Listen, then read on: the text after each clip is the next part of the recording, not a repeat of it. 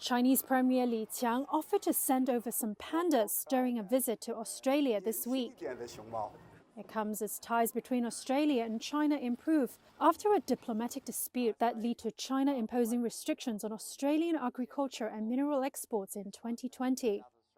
Native to China, pandas have through the years become envoys of friendship. They have also been used to show Chinese anger. So what is panda diplomacy and how does it work?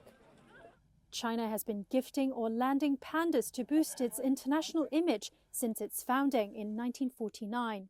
To cement ties with socialist allies, China gifted 2 of the creatures to the Soviet Union in the 1950s and 5 more to North Korea between 1965 and 1980.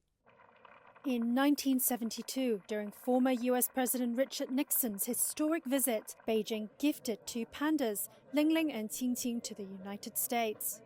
It was a sign of normalized China-US relations and marked a pivotal moment for China's foreign policy. Pat Nixon was the former First Lady. And best of all, for the gift of the pandas, which all children, whatever age, will enjoy, and I include myself in that category. Since then, other countries including Japan, France, Britain and Spain have also been given pandas. China stopped gifting pandas from 1984 due to their dwindling numbers. It began loaning them to overseas zoos instead, often in pairs for 10 years, with an annual fee up to about $1 million. Keeping pandas can be costly for zoos, but they are seen as draw cards for visitors and help generate income. They're majestic animals. It's very adorable. They would be cute. The pandas typically return home to southwest China after the loan agreement ends. Panda cubs born overseas are no exception. They would be sent home to join a Chinese breeding program. China has a history of using pandas to reward their trading partners. A 2013 Oxford University study said the timing of Chinese lease of pandas to Canada, France and Australia, quote, coincided with uranium deals and contracts with these countries. The panda agreements with other countries, including Singapore, Malaysia and Thailand, also coincided with the signing of free trade agreements. Sometimes pandas are also used to express China's displeasure with a nation.